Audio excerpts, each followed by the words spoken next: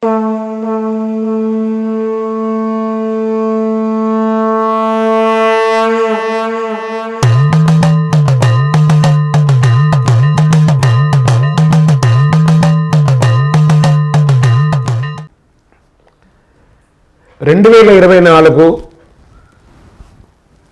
నుండి డిసెంబర్ వరకు ఉన్నటువంటి రాశి ఫలితాన్ని మనం ఇప్పుడు తెలుసుకోబోతున్నాము.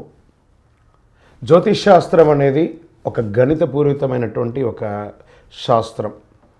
ఏ గ్రహాలు ఎక్కడ ఉన్నాయి, ఏ స్థితిలో ఉన్నాయి, ఆ గ్రహాల యొక్క స్థితిగతిని బట్టి ఆ రాశి యొక్క మార్పులలో జరుగుతున్నటువంటి ఆ రాశుల యొక్క గ్రహాలన్నీ కూడా మార్పడం వల్ల ఆ రాశికి కలుగుతున్నటువంటి శుభాశుభ ఫలితాలన్నీ కూడా నిర్ణయించడం జరుగుతుంది.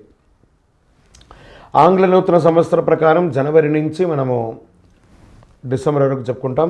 త్వరలో ఉగాది పంచాంగ శ్రవణం కూడా మనం తెలుసుకోబోతాం. ఈ సంవత్సరం ఏ రాశి వారికి బాగా ఉంది, ఏ రాశి వారికి ఎలా ఇబ్బందిగా ఏమైనా ఉన్నాయా అవన్నీ తెలుసుకోవడం కంటే కూడా నా రాశి ఈసారి చాలా బాగుంటుంది అని చెప్పి నూతన సంవత్సరం రోజు ఒక సంకల్పం తీసుకోండి. గోచార గ్రహస్థితులను దృష్టిలో పెట్టుకొని చెప్పడం జరుగుతుందండి. ఇది మీ యొక్క వ్యక్తిగత జాతకానికి సుమారుగా ఒక 30 నుంచి 40% మాత్రమే నేను చెప్పేది మీకు వర్తిస్తుంది. బాగా గుర్తించాలి. జాతకం, జ్యోతిష్యం పడుతున్న వర్షానికి ఒక గొడుగే కానీ జాతకం జీవితం కాదు. మీరు ఏదైతే వృత్తి చేస్తారో, మీరు ఏదైతే మీ జీవితంలో ముందుకు తీసుకొని వెళ్తారో అదే మిమ్మల్ని కాపాడుతుంది, కానీ జ్యోతిష్యం కాపాడదు. బాగా గుర్తుపెట్టుకోండి. జ్యోతిష్యం ఒక రిఫ్రెష్ బటన్ లాగా మాత్రమే. కంప్యూటర్లో రైట్ క్లిక్ చేస్తే ఎలా రిఫ్రెష్లో ఉంటుందో అలా రిఫ్రెష్ చేయడానికి కోసం మాత్రం ఉన్న ఒక చిన్న పరిక్రమ మాత్రమే ఇది. అందుకని జ్యోతిష్యం జీవితం కాదు. మళ్ళీ ప్రతి ఒక్కళ్ళు కూడాను మీ యొక్క సంపూర్ణ జాతకం తెలుసుకోవడానికి కోసం మీ పరిసర ప్రాంతాల్లో ఉన్నటువంటి సద్గురువుల్ని సంప్రదించండి, జ్యోతిషాస్త్ర నిపుణుల్ని సంప్రదించండి. వారిని గౌరవిస్తూ వారి ద్వారా తెలుసుకోండి. లేదా మా ఛానల్ ద్వారా మీరు తెలుసుకోవాలి అని అనుకుంటే ఈ కింద ఉన్నటువంటి మా నంబర్కి వాట్సప్ మాత్రమే చేయాలి. బాగా చెప్తున్నాను, కాల్ చేస్తే లేపమండి. వాట్సప్ మాత్రమే చేయాలి. వాట్సప్ చేసిన తర్వాత మేము రిప్లై ఇచ్చిన తర్వాత అప్పుడు కాల్ చేయొచ్చండి. మేము రిప్లై ఇవ్వకుండా మీరు కాల్ చేస్తే కాల్ లేపబడదు. మళ్ళీ చెప్తున్నాను, 20 సంవత్సరాల లోపు 21 సంవత్సరాల లోపు ఉన్నవాళ్ళు ఖచ్చితంగా విద్యార్థులు అడగకూడదు.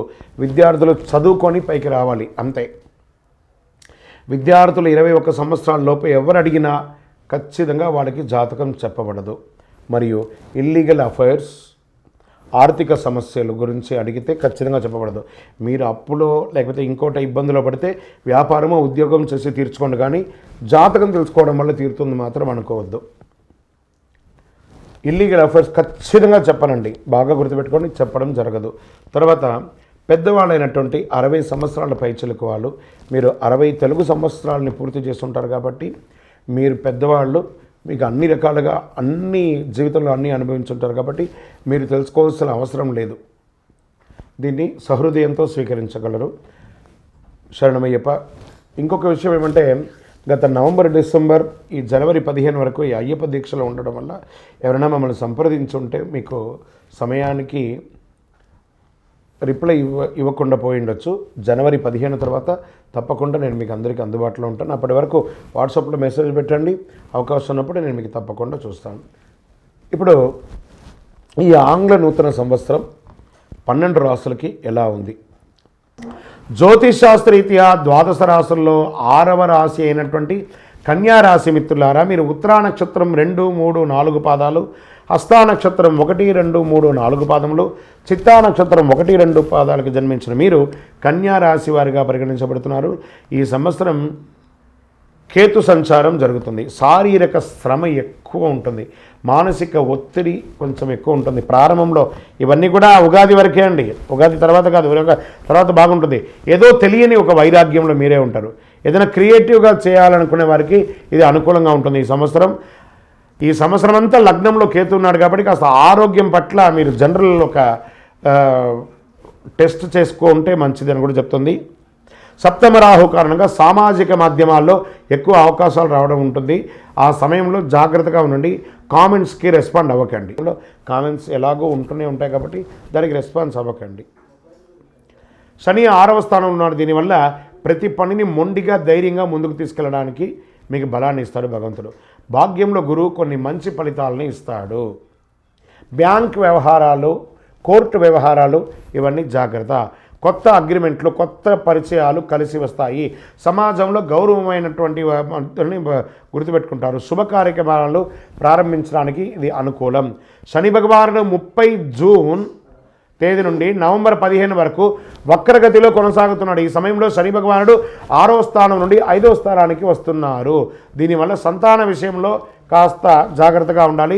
రాజకీయ నాయకులకి మిశ్రమంగా ఉంటుంది, శ్రమ ఎక్కువ ఉంటుంది. ధన విషయంలో, ఉద్యోగ విషయంలో, వ్యాపార విషయంలో, ఇతర ప్రాంతాలకు వెళ్ళాలనుకున్నప్పుడు ఇవన్నీ కూడా జాగ్రత్తగా ఉండాలి. వివాహం కాని వారికి ఈ సంవత్సరం మిశ్రమం. రాజకీయ నాయకులకి కాస్త గడ్డు, కాస్త అనుకూలం. నూతనంగా ఉద్యోగం ప్రయత్నం చేసేవారికి అద్భుతంగా ఉగాది తర్వాత మీకు చాలా కలిసి వస్తుందని కూడా చెప్పొచ్చు. మంచి వ్యవసాయదారులకి మంచి పంటలు పండే అవకాశాలు ఉన్నాయి. ఈ సంవత్సరం మంచి వర్షం కూడా పడుతుంది కాబట్టి చాలా అద్భుతంగా ఉంటుంది. ఇంకా ఓవరాల్ మీ యొక్క వ్యక్తిగత జాతకం తెలుసుకోవడానికి ఈ కింద నంబర్కి మీ యొక్క పేరు, date of birth, time of birth, place of birth WhatsApp చేయండి. ఇంకను సకల దోషాలు తొలగి ఆనందంగా ఉండడానికి నవమూలిక సిద్ధ ధూపంతో ధూపం వేయండి. విజయవస్తు.